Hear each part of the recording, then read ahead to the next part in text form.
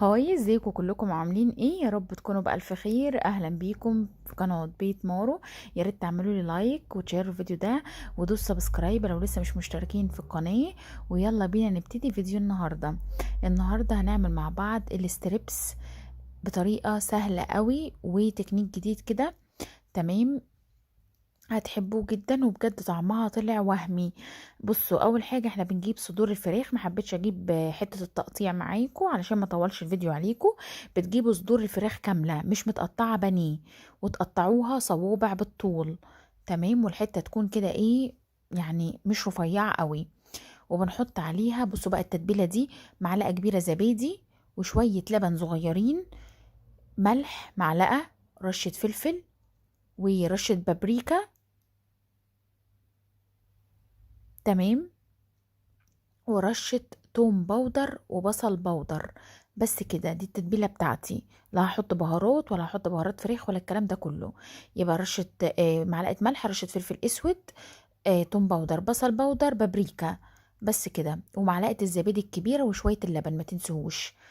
تمام، وبعد كده تفضلوا تقلبوا الكلام ده. تمام، انا لقيت الطبق صغير فهبدله بطبق كبير.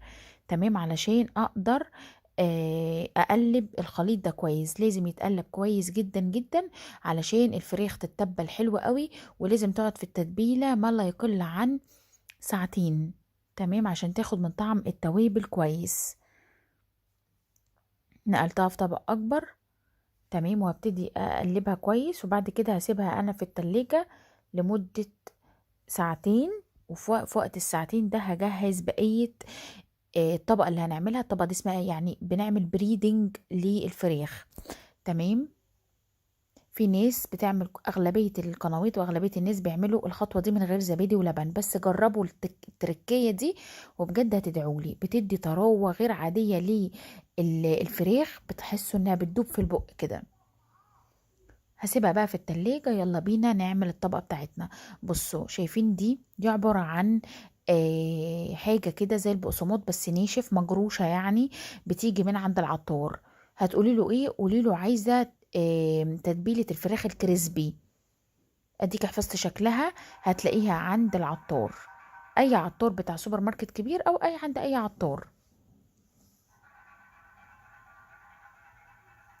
تمام، هعمل ايه دلوقتي؟ هجيب طبق معايا واحط فيه شوية دقيق.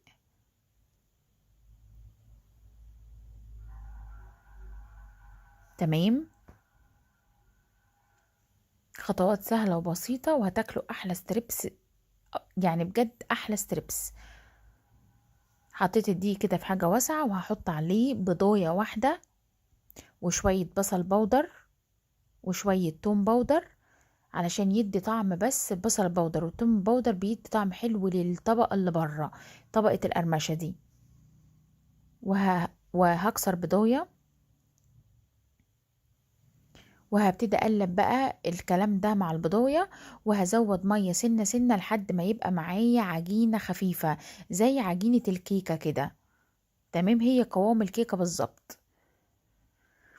عشان انا هطلع الفراخ من التتبيله اللي فيها ومش هحوشها، اللي هي تتبيله الزبادي والبيض، على العجينه اللي احنا بنعملها دلوقتي دي، على الطبقه المقرمشه دي. وهقليها. هعمل شوية كده، وفي شوية هعملهم من غير الطبقة المقرمشة دي، اللي هي الستريبس اللي بنجيبه من بره. بس جربوا بقى الطريقة الجديدة دي. الطبقة الصفرة دي المقرمشة دي اللي بتتجاب من عند العطار، جربوها وبجد هتدعولي. انا عملت الستريبس يعني بطريقتين.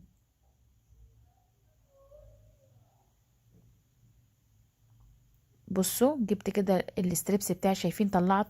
طلعت شويه كده وحطيتهم في الطبقه الصفرا دي. ما حبيتش اصورها لكم لان دي مش الطريقه الاصليه للستريبس. الطريقه الاصليه للستريبس اللي بعملها لكم دلوقتي.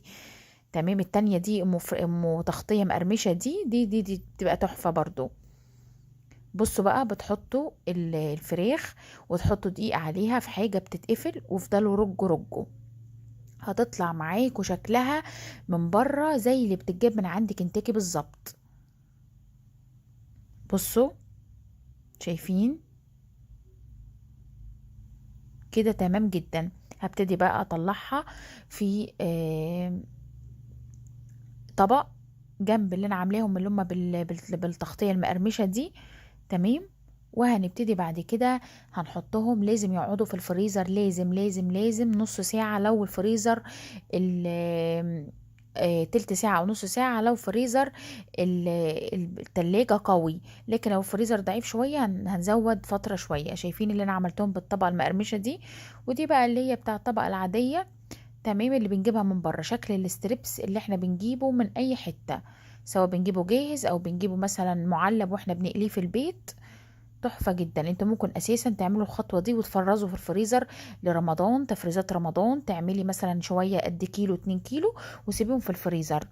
ممكن وقت الفطار مع شوية مكرونة، وقت السحور تاكلوا منها قطعتين كده مع جبنة، برضو كويسة جدا جدا.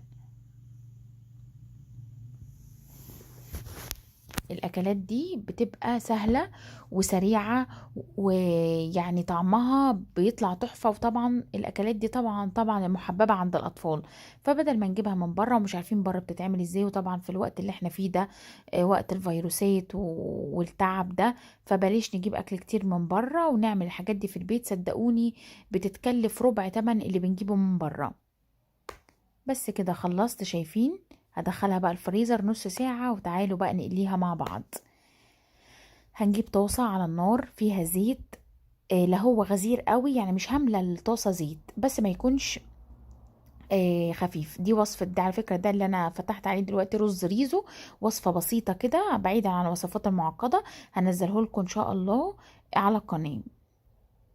وعندي وصفة برضو ريزو تاني على القناة، بس دي وصفة تاني بتتبيلة تاني. بصوا حطيت، واول ما ابتدى كده الزيت يغلي كده، تمام، وطيت النار سنه، لان انا مش عايزاها تاخد لون بسرعه من بره ومن جوه تبقى نيه، لا. فاهمين؟ بصوا تحفه، لونها جميل، وعايزه اقول لكم الريحه فظيعه. ودقت واحده، انا اول واحده طلعتها من النار كلتها على طول، ما صبرتش يعني، بجد طعمها حلوه جدا جدا جدا. ممكن تعملوا جنبيها الرز الريزو ده. تمام. ممكن كمان مكرونه سباكيتي، ممكن مكرونه وايت صوص تبقى تحفه معاها. تمام. او مكرونه بينك صوص برضو. وكل وصفات المكرونات دي هتلاقوها برضو على القناه. تعالوا بصوا، طلعت واحده اوريها لكم، تحفه تحفه. شايفين؟ لذيذه جدا. بس انا مسرعه الفيديو عشان ما اطولش عليكم.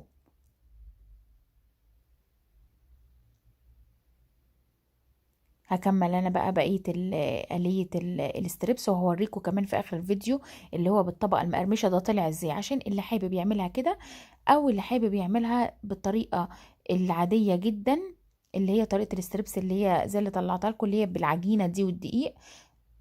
اللي عايز يعمل كده يعمل، واللي عايز يعمل كده يعمل. الاتنين احلى من بعض حقيقي، الاتنين فعلا احلى من بعض.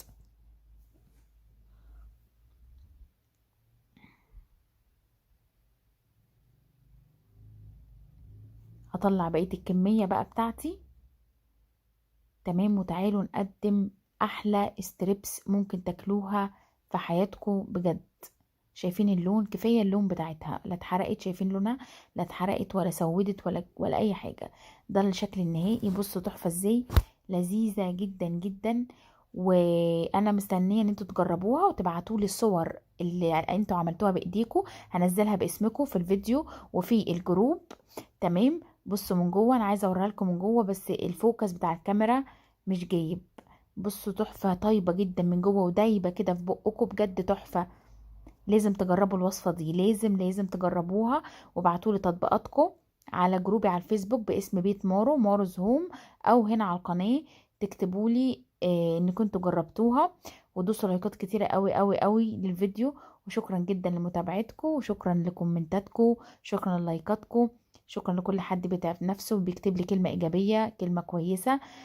أشوفكم إن شاء الله بكرة في فيديو جديد وفي وصفة جديدة. مع ألف سلامة.